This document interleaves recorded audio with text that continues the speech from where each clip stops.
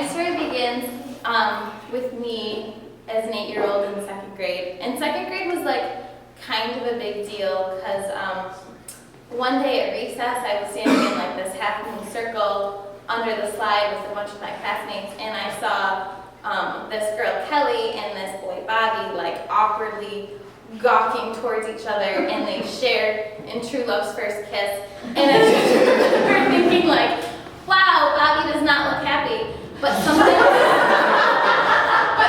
inside me stirred, and I was like, I have to kiss a boy, like I have to kiss a boy. And not just any boy, there was this boy in my class that I sat next to, and he was really dreamy. We'll call him Dreamboat for the sake of the story. And I just remember like his eyes were like green and blue with little flecks of gold, and we would sit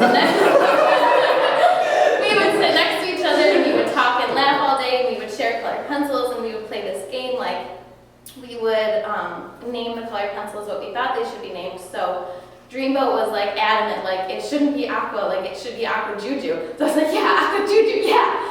So like all year, I just kind of like waited and hoped and wondered like, will Dreamboat and I share in true love's first kiss under the slide? But day after day went by and he had no desire to kiss me. So finally on the last day of school, I was like, okay, today's the day, like I have to kiss him, I have to kiss him. But I never did, because you know when you're 8, it's hard to like kiss a boy because they're always like playing in the mud or whatever.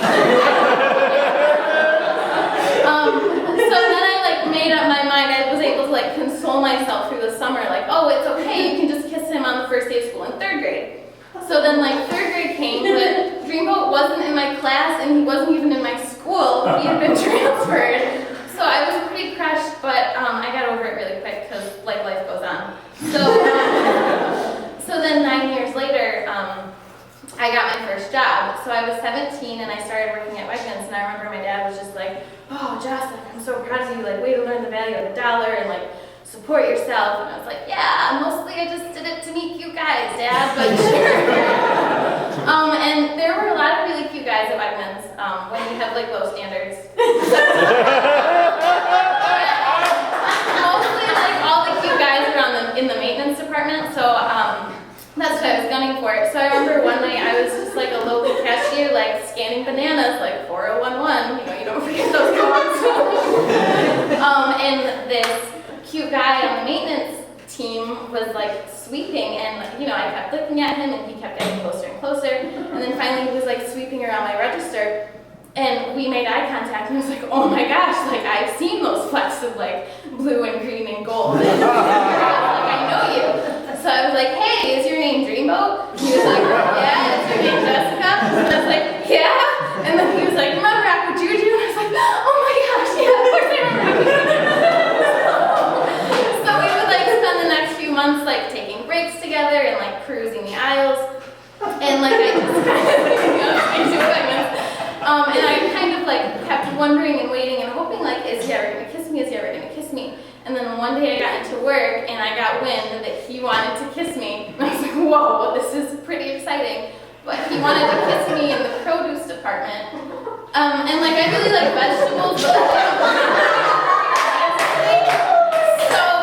and like I wasn't gonna kiss a guy that I worked with at work in front of like parents and teachers and my boss. So it never happened. And he ended up going out with some like really beautiful girl who was like not nice. Whatever. So I just like again forgot about him and moved on. But like we kind of stayed friends through the rest of high school and college. And then one night this past winter, it was a Saturday night, and it was like 8 o'clock, and I'm not even being ironic right now. I was like sitting in bed reading with my cat, and I was like jerked awake, and I was like, oh, I don't remember when the last time I was kissed was. And then I was like looking around my room. And like I saw, you know, like the cup of decaf tea and like my cardigan on the couch, and then like my book and my cat and my blanket, and I was like, what are you doing with your life? So I like put some pants on and I met some friends out at a bar, and who should be at this bar but Dreamboat from 2nd grade. So my goodness, 9 years after Wegmans. So we just like talked and laughed and caught up, and then he was like, I really want to take you on a date. And I was like, okay, yeah, Aqua Juju, okay, sure, perfect. So then the next week he did. He took me me out on a date, and we had a lot of fun, again, just like talking and laughing all the time. And then he drove me home, and I was like, oh my gosh, like I think he's gonna kiss me. Like he even got out to walk me to the door, but he didn't kiss me. So then months went by, and I didn't hear from him, but whatever, because I was over it. Obviously not. He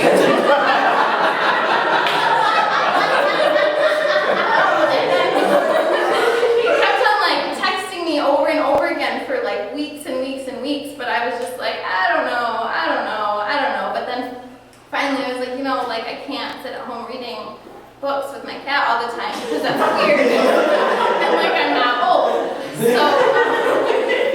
So I went out with him, and we went to the food truck rodeo, and we got the most delicious grilled cheese sandwiches, and we talked and laughed for hours and hours, and then we like walked around and we looked at the street art, and then he walked me to my car, and he gave me a hug goodbye, and then he like walked across the parking lot to his car.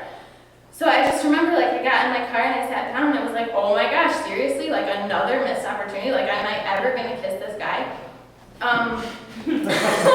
So I jerked my car door open, and I slammed it shut, and I barreled and barraged, and I charged over to where his car was at the other end of the parking lot. And I just remember like violently heaving it open, and he got out, and he looked at me like, oh my gosh, what's wrong? But before he could say anything, I grabbed him by the collar of his shirt like I was gonna steal his lunch money. And